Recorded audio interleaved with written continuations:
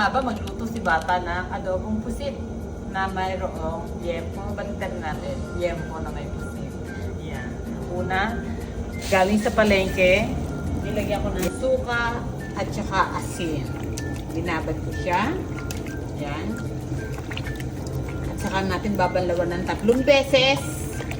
At ang ating next, abangan nyo. Next. Ganyan lang ang ginagawa ni Bata. Tuturo ko na sa inyo kung paano ko niluluto ang ating adobong yempo na may pusit. Para naman, dun sa mga malalayo na hindi maka-order, para natikman nyo na yun. Wow! Pulo-pulo na ang ating tubig. So, ilagay na natin yung ating yempo. Ito yung 2 kulo. Tapos, so, ganyan lang ang proseso. Pagkatapos natin inasinan at sinuka, yan naman ang next. Yan. Ganyan lang.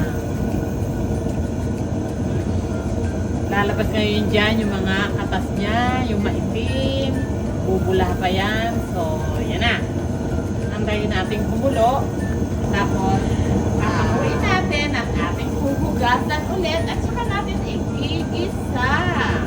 Yun. So, ayan na. Bakit hindi siya madumi? Kasi nga, sinuka na natin. Yan lang yung naging kulay niya, yung naging dumi niya. Kaya pagka, yan, ganyan, pag ganyan nakalinis, isang pulo na lang ang gawin natin. Masyado nang ma-over siya pagka pinapuloan ko ng isa. Baka maging lasang baka na siya. Yo! Yan. Pagkatapos ito, hugasan natin. Yun na yan, igigisa na natin siya.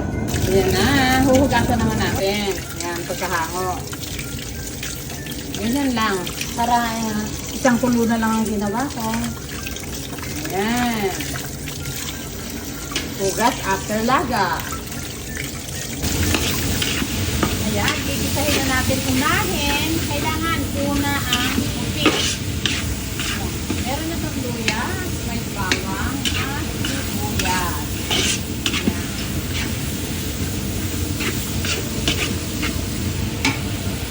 Nag-blender ako lang kamatis. Siyempre, sa mahal ng kamatis, kailangan malasang-malasa na siya. Kaya, kailangan natin gamitin ng blender. Ayan. Pag naluto na yung ating kamatis, pwede din natin ilagay ang ating pusit. Yan na. Lalagyan na natin, di ako gumagamit ng paminta, chili oil. Yan. So, ito para masarap na, sabay-sabay na sila. Yan, habang niluluto natin ng kamatis, lagyan na natin ng chili oil. Chili, garlic, ito yung gawa ni Bata. Mailagay na natin yung ating pusit. Ayan. At saka yung asin. So, timplado na yan. Siyempre. Pakukulaan na natin. Pero, hindi kayo sasabihin nung magtatagal sa apoy kasi nga po, tumitigas ang pusit pag na-overcook. Separate ko po niluluto ang baboy, ang yangko, at saka po yung ating pusit. Separate po sila at magkaiba po ng timpla na inilalagay ko. Dito, kamatis ang ating pinangasim at saka konting lemon. Yun, lagyan natin ito ng lemon. Yun. Lagyan natin ng oil. Siyempre, coconut oil ang gamit natin. Yan.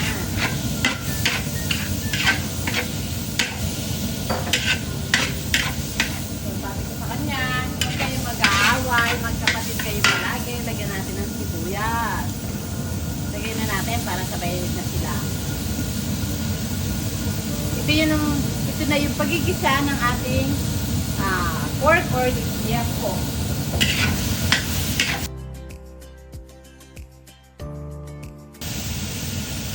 Lagyan na natin ng asin.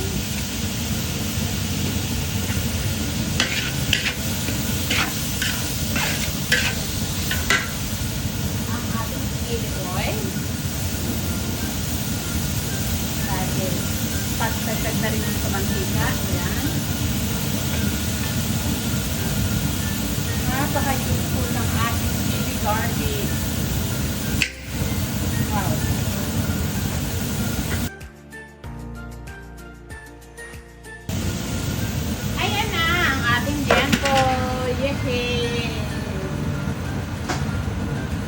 Puputsahin natin to.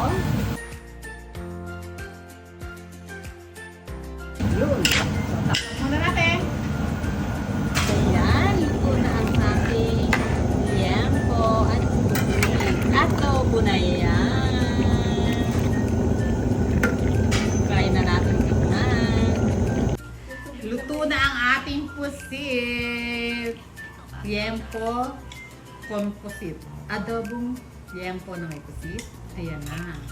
Titikman natin siya. May asim, may alak, sarap.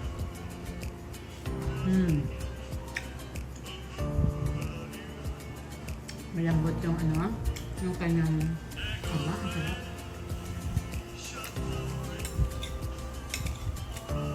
Yung ating pusit.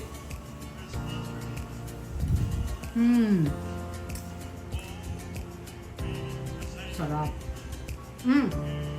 Order na.